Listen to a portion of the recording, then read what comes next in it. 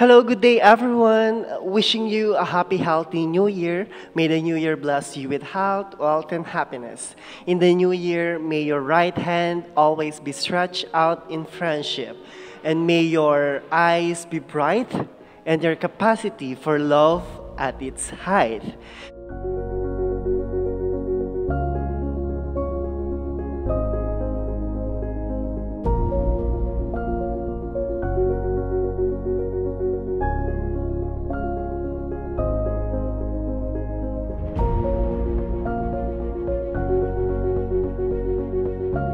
So our topic for today, it's all about the learning to be a better student.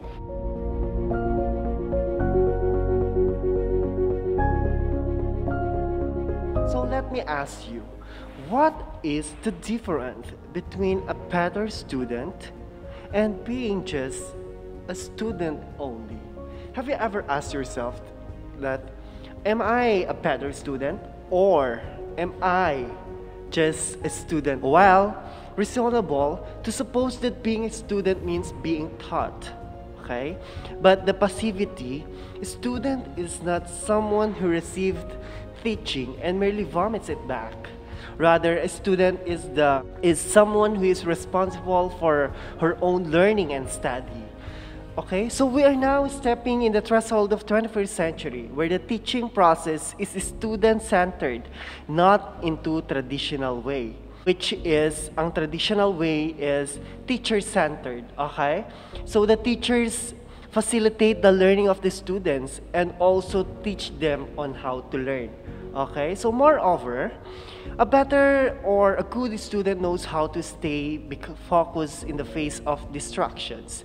You know that they are responsible for their own learning and do not let other people or situations stand in the way of that. They make academics a priority and keep their sights set on their long-term educational goals. Okay? So in here, what a good student is. So let's define what is a good student is according to Susan Theokotatos. A good student is someone who is engaged in class, in the material, and is enthusiastic about learning, not about getting a particular grade. A good student is someone who learns from mistakes and seeks improvement.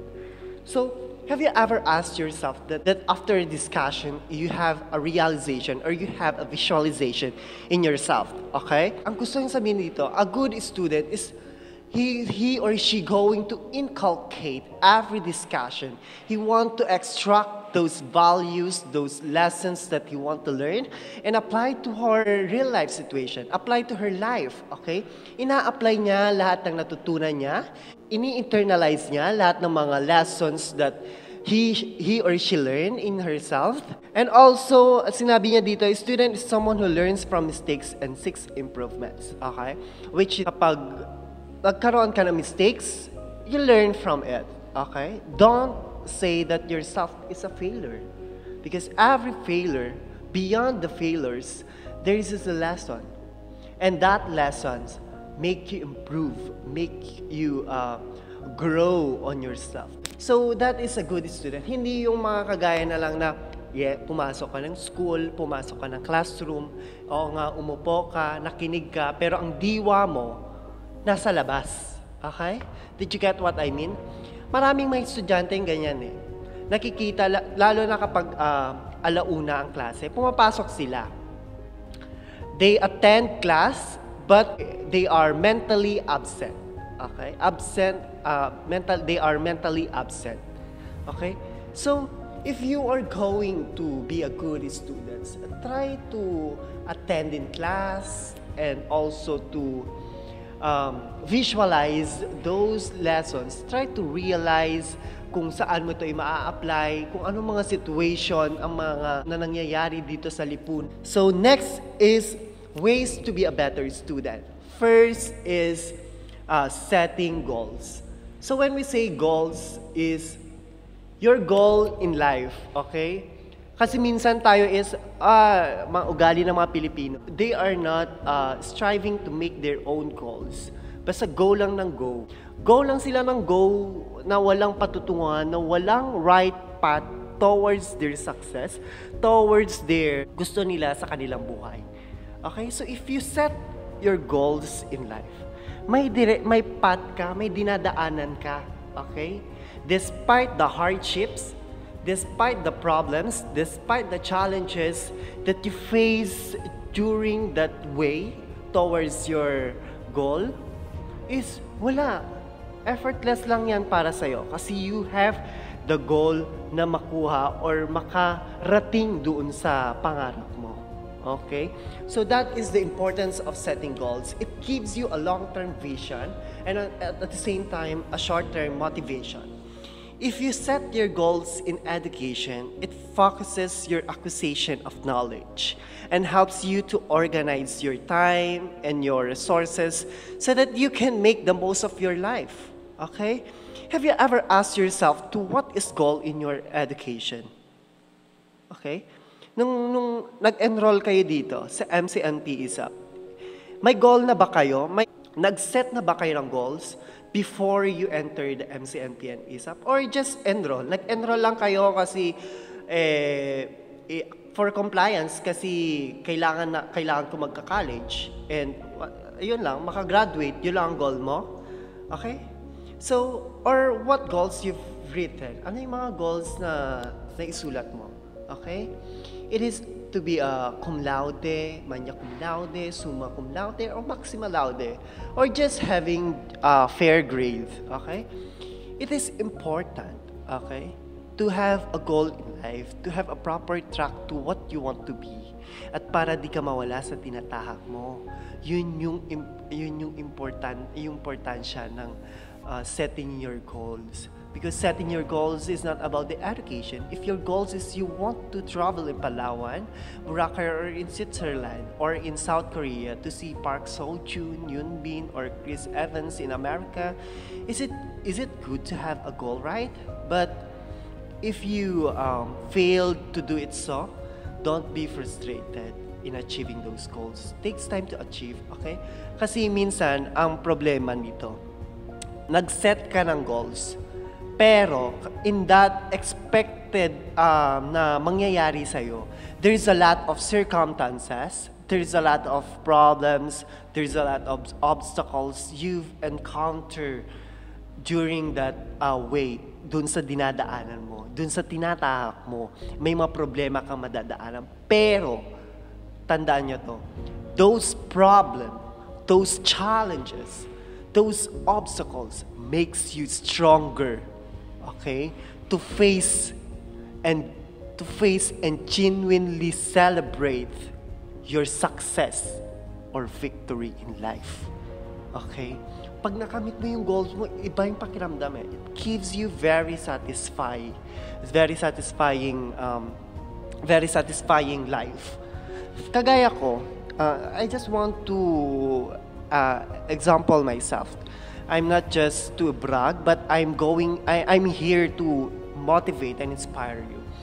Nung elementary ko, I just want to be a dancer. That's really I wanted to be a dancer.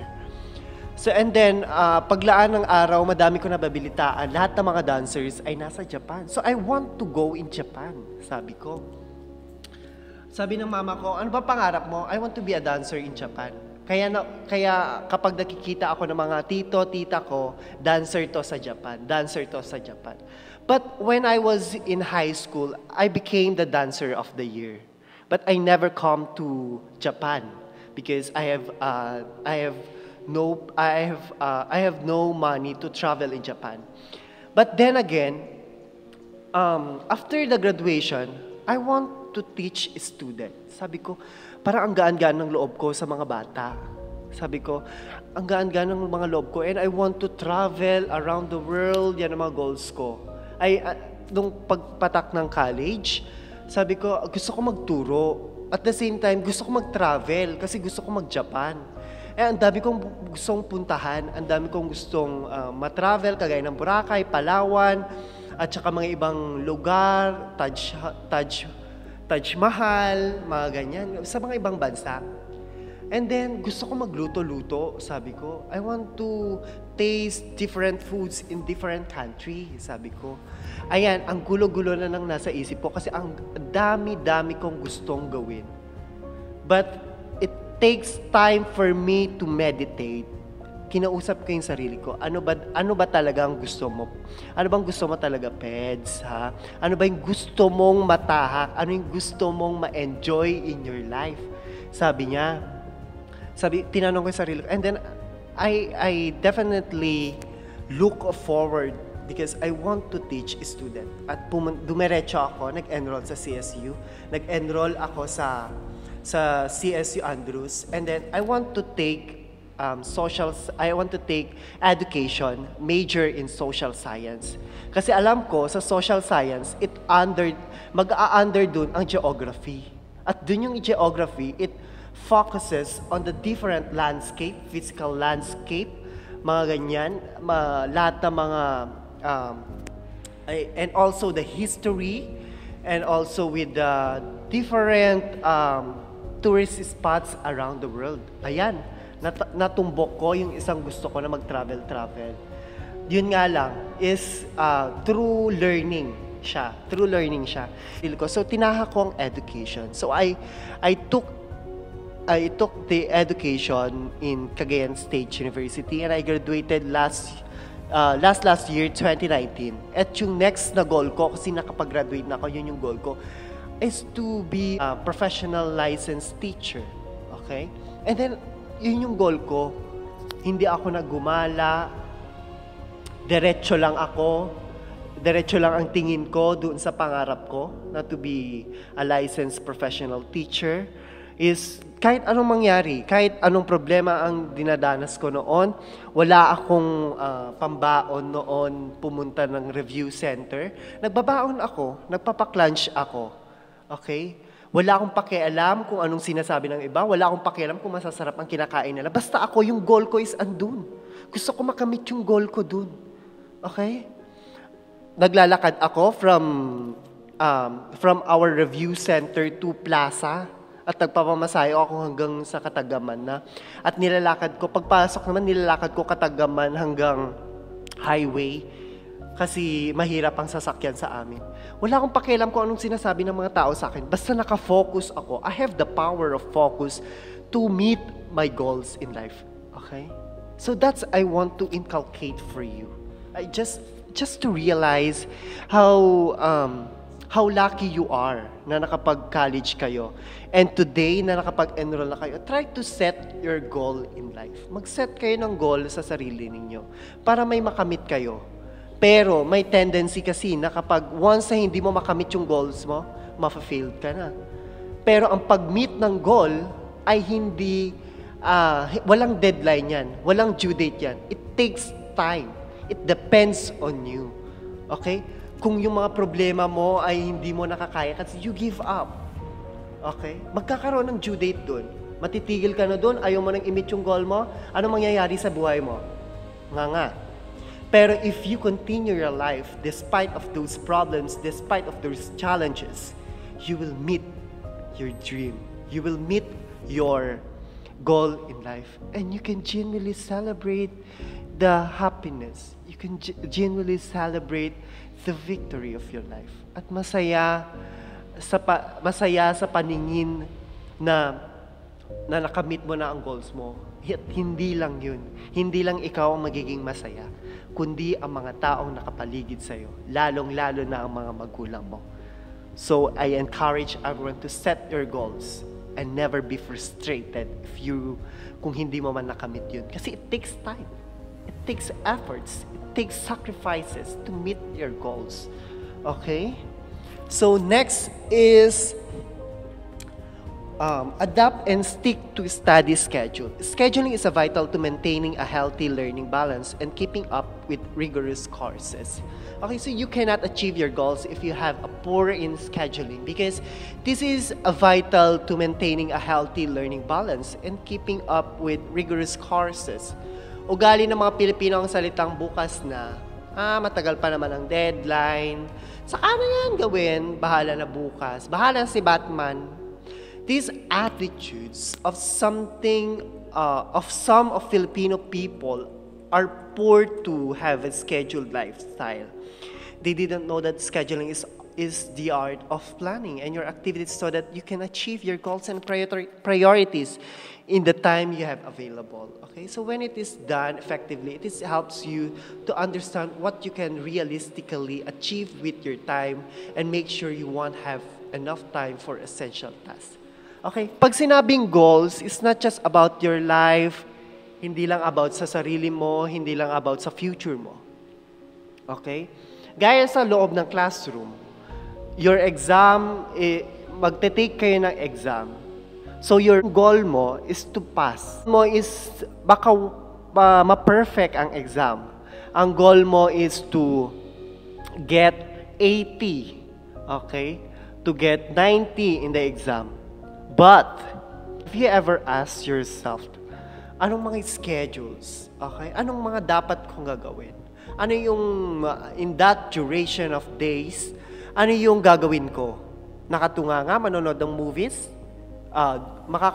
Dun sa pagkatunganga mo at yung panonood mo ng movie, is it have a chance na makapasa ka? May chance ba na makamit mo yung goals mo? No, hindi. Pero kung nag-set ka ng schedule na, okay, from exactly 7 o'clock a.m. until 10 o'clock a.m., magre-review ako sa subject ng Understanding the Self. Pagpatak ng 1:00 hanggang 3:00, magre-review ako sa Reading in Philippine History. Pagpatak ng 8:00 hanggang 10:00, magre-review ako sa Rizal. So that is goal. And that schedule will possibly gives you the chance to meet your goals. To meet your goals na makapasa sa iyong examination. Okay?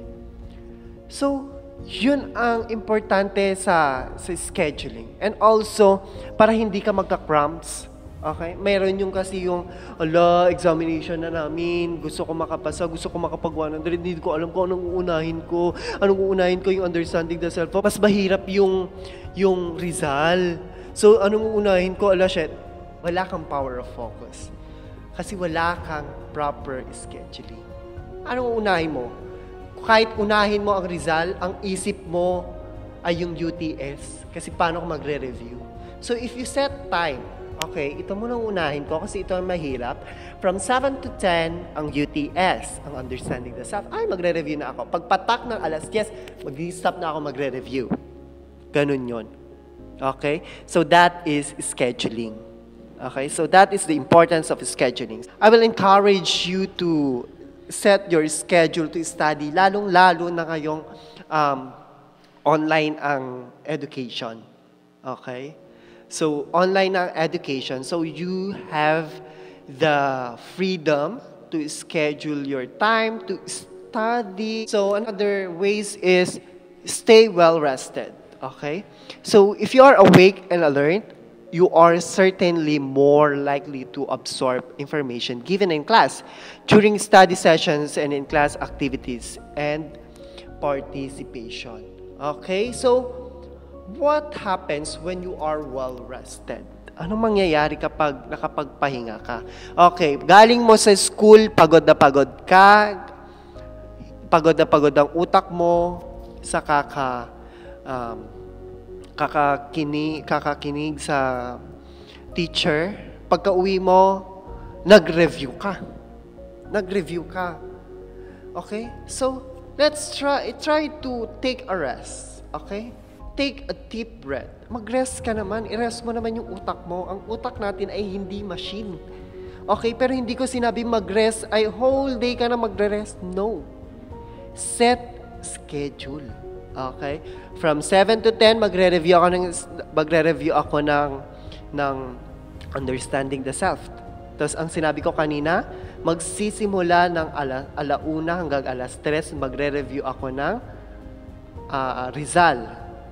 Yung 10 to 1 ayun yung time mo para to take a rest. Kasi kung dinare-diretso mo yan, 7 to 10, UTS, 10 to 11, Rizal, 11 to 12, contemporary, ano mangyayari sa utak mo? Malilito. Okay? Malilito yung utak mo. Mapapagod. Napapagod din ang utak, hindi lang ang puso. Charot. Napapagod din ang ating utak. Okay? So, learn to take a rest.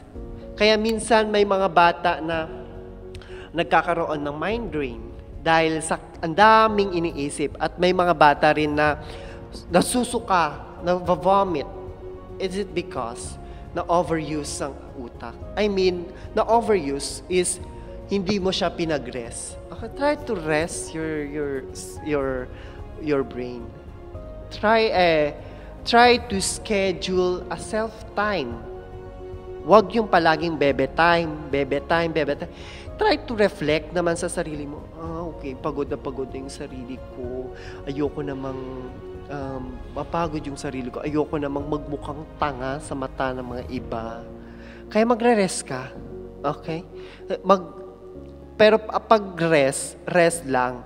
Huwag yung puro cellphone, may mga nagsa-cellphone, mga nagchat-chat sa jowa, ganyan-ganyan, nanonood ng kung ano-ano. Ay, walang mangyayari kapag ganun. So try to take a deep breath. Try to meditate. Try to realize that your life is meaningful. Okay? Next is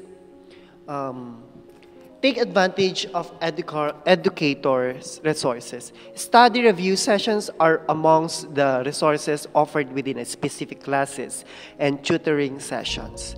Okay, so resources are used to ensure learners are being engaged and for learners to meet their learning needs and their preferred learning styles and for them to achieve their learning outcomes. Okay? Resources. This example is your library.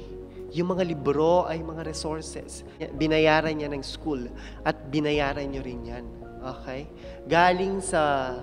Galing sa mga binabayaran yung tuitions ang binibili ng libro. Try to utilize those books. Okay? Huwag kayo mag-focus sa Google, sa mga other websites. Kasi mas maganda pa rin magbasa sa libro kasi may mga examples at lalong na-explain na maayos at saka very trusted pag sa libro. Okay, so these are check out our top picks college resources you should take advantage of. Okay, so are the college resources. One is the counseling center. Okay, free things, student discounts, campus recreation center, tutoring center, career center, and most especially is the health center. Okay? So those are the college resources you should take advantage of. Okay? Next is a healthy study techniques for proper exam preparation. So the power of balance and time management and avoiding all-night study cram sessions, information is certainly easier to absorb when reviewed in increments rather than procrastinating until the last minute. So, okay, nabanggit dito ang the power of balance and time management. Okay? May time management ba kayo or may time balance ba kayo sa sarili niyo? Feel ko wala. Hindi, joke lang. Some of the students who don't have a power of balance and power of time management. Okay? Pag sinabi natin time management, for example, malapit ang deadline, di pa ako nakakagawa, sir. Tapos magchat-chat ngayon sa teacher niya, sir, nawawala po kasi yung understanding the self sa dashboard ko, kaya hindi ko po nagawa ang activities ko. Sir, nawawala po kasi yung internet, kaya hindi ko pa magawa ang activities ko. So, the deadline, ang haba-haba na ng deadline. Okay? Ang problema sa inyo, wala kayong time management. Okay, puro lang kasi kung ano-ano kasing ginagawa ninyo. Okay? Pag sinabi na kasing ito ang gagawin nyo, at saka may oras kayo, may May mga oras kayo na nakalaan para gawin yun. Hindi nyo ginagawa sa mga oras na yun. Ginagawa nyo lang the day before the deadline. Okay? Wala kayong time management. At the same time, kapag wala kayong time management, wala ka ding balance sa lahat-lahat na. Okay? Parang ripple effect lang yan. Kung wala kang time management, wala kang power of balance, wala kang power of focus. Wala na lahat. So, avoiding all-night study. Yung cram sessions. Okay, yun na yung kapag may time management ka, may power of balance ka, may power of focus ka sa lahat ng gusto mo, dun sa mga goal mo, hindi ka magka-cram. Walang cram session sa mangyayari. Pag sinabing deadline, go, magpapasa na ako ng deadline. Magpapasa na ako ng activities ko, I should say. Okay?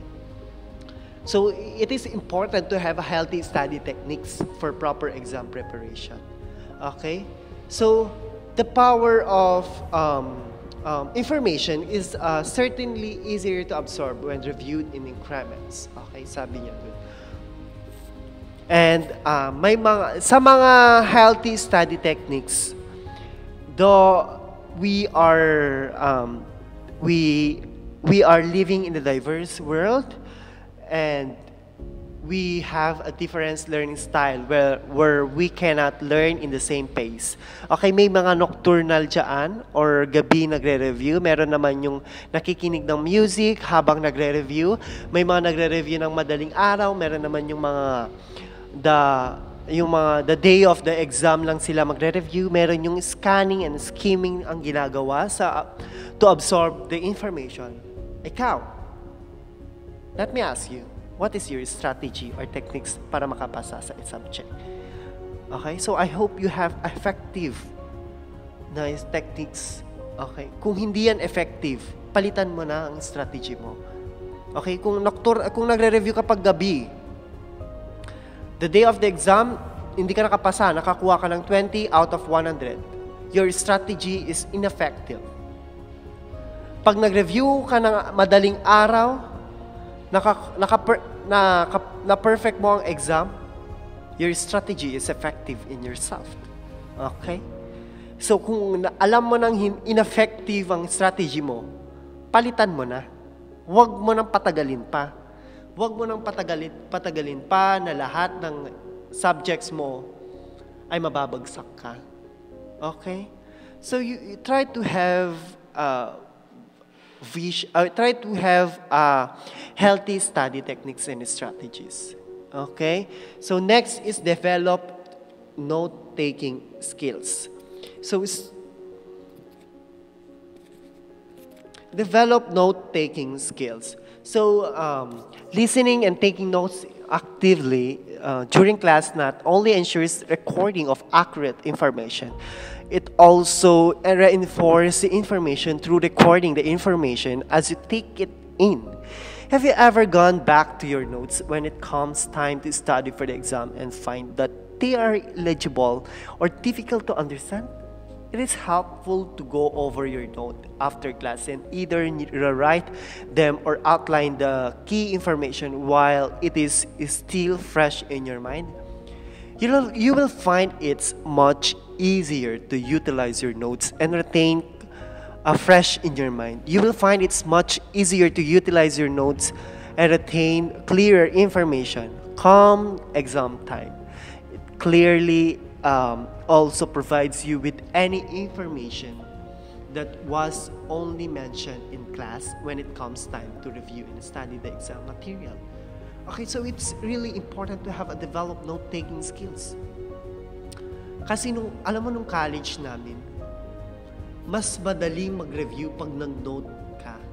Kasi kapag once na nag-review ka, you only not to memorize the information. Try to understand the information, and that is the greatest key para mas lalo makapasa. Kasi mas lalo kapag situational ang topic.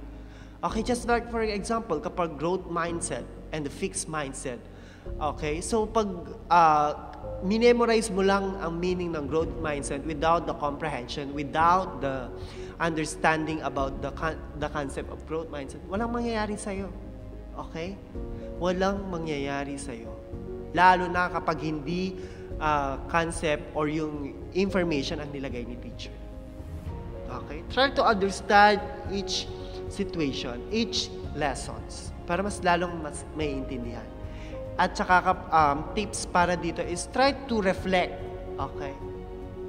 Yung metacognition, thinking about thinking, try to reflect. I-integrate mo siya sa real life situation mo sa sarili mo. At mas lalong maiintindihan mo. At it retain, it lasts in the long-term memory, not in the short term. Okay? So next is extracurricular activities. So what is the benefits of extracurricular activities? Okay, my curricular activities and extracurricular activities where it fall under the sports, mga ganyan, mga outside activities. And curricular activities naman is for ACADS. Okay, so try to create a life outside of academics, like a participation in extracurricular activities such as intramural sports or college clubs. Contrary to a popular belief, extracurricular activities increase students' overall college experience, contribute to the learning process, and aiding in balancing scheduling skills. Okay, so the benefits of having extracurricular activities is madedevelop ang social interaction. You socialize and you develop confidence to speak in the public, to speak fluently to the people in front of you. Okay? Pero ngayon na kasi ngayong pandemic, syempre natatakot na tayo makipag-usap, harap-harapan sa mga tao. No, I'm just joking. That is not part in extracurricular. That's the benefits, that is the importance of extracurricular activity. Okay? So, if you have a talent to dance, to any forms of sports, try to unleash yourself. Walang mangyayari sa'yo kapag nakatago ka sa shell mo. Go out to your shell and show them that you have a talent. Okay? Though everyone has its own talent. May talent tayo. Okay? Ang problema lang kasi sa atin, hindi natin dine-develop. Okay? Do you think Sarah Geronimo, known to be a singer, kung hindi siya nag-undergo ng training? Okay? Did you get what I mean? Kapag may talent ka, ilabas mo, mag-train ka, mag-workshop ka, para mas lalong ma-develop. Pero kung yung tinatago mo ang talent mo, walang mangyayari, hindi ma-develop ang talent mo. Walang mangyayari sa'yo. Okay? So next is study buddies or group review. Okay? Collaborating with other students is a great way to learn as long as you are sure to choose students who you will stay on task with. Okay? Pag sinabing study buddies, study lang. Okay? Hindi buddies. Okay? Kaya sinawag na study buddies para mag-aral kayo collaboratively. Okay? Para brainstorming kayo. Hindi yung, guys, mag-study review tayo sa bahay. Anong ginawa nyo? Nag-shot, nagwalwal, nanood, nag-movie marathon, naggumala. So, anong mangyayari sa inyo? Study buddies ba yun? Bad buddies ang nangyari.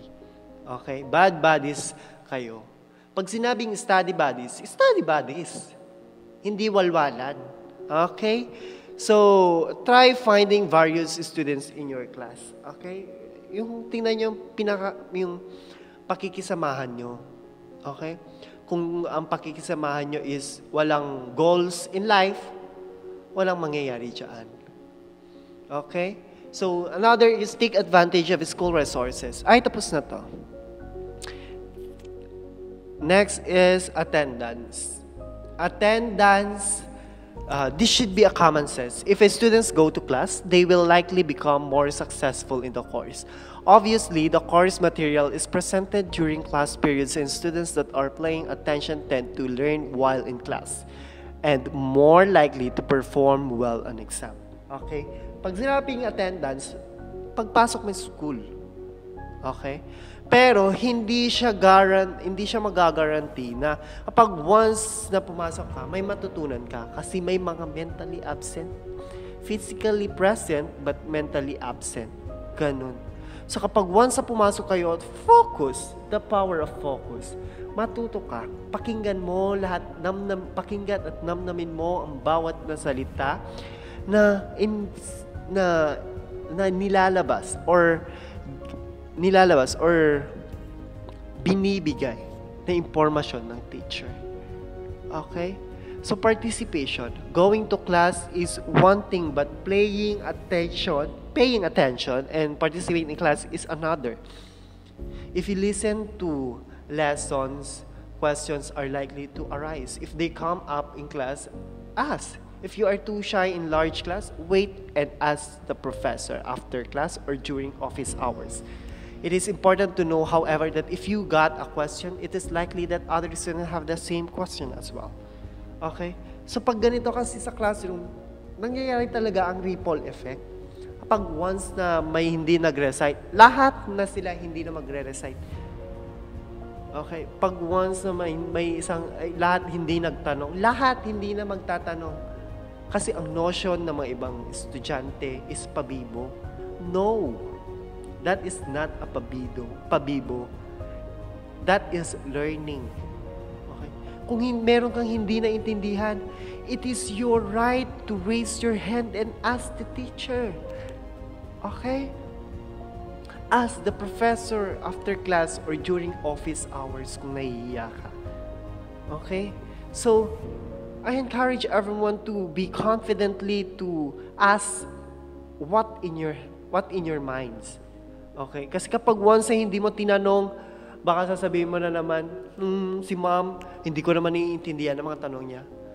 And then, always naman tinatanong mga teachers yan kung naintindihan nyo. At most, ang sagot nyo is yes. Naintindihan po namin, ma'am. At paglabas nyo sa classroom, ano nga ulit ito? Ano nga ulit yung definition nito? Ano ulit yung example dito? Paano kaya ito isolve? Nagka-cram ka na. Di ba? So, learn to raise your hand and ask question kapag meron kang hindi naiintindihan. Huwag kang mahiya.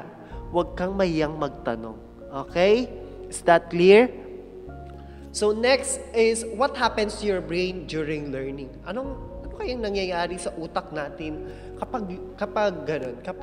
Ano nga bang nangyayari sa utak natin kapag natututo tayo?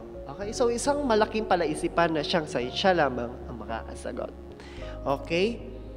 So what happens to your brain during learning? So research has shown that in fact, the brain never stops changing through learning. Okay, so meron tayong tinatawag na plasticity. It is the capacity of the brain to change with learning. Changes associated with the learning occur mostly at the level of the connections between the neurons. New connections from the internal structure of the existing synapses change. Okay? So, learning changed the physical structure of the brain. Okay? This structure changes after the functional organization of the brain. In the words, learning organizes and recognizes the brain. And different parts of the brain may be ready to learn at different times. Okay? So, meron tayong tinatawag na nabanggit ko yung brain plasticity. Also known as neuroplasticity. It is a term that refers to the brain's ability to change and adapt as a result of an experience. Okay, neuro refers to neurons, the nerve cells that are the building blocks of the brain and the nervous system. And the plasticity refers to the brain's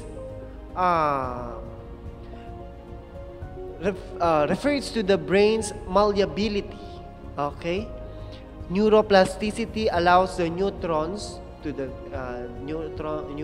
is the nerve cells in the brain to compensate for injury and disease and to adjust their activities and response to new situation or to changes in the environment. Okay. So next is metacognitive study strategies. So what is metacognitive? Metacognition.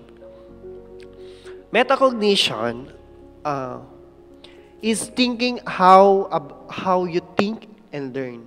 The key to metacognition is asking yourself self-reflection questions. Metacognition helps you to be a self-aware problem solver and take control of your learning. Okay, so in short, in layman's term, metacognition is thinking about thinking. Okay, it is a self-reflection. It is a visualization.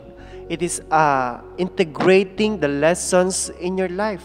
Okay, it is also internalization of the topics.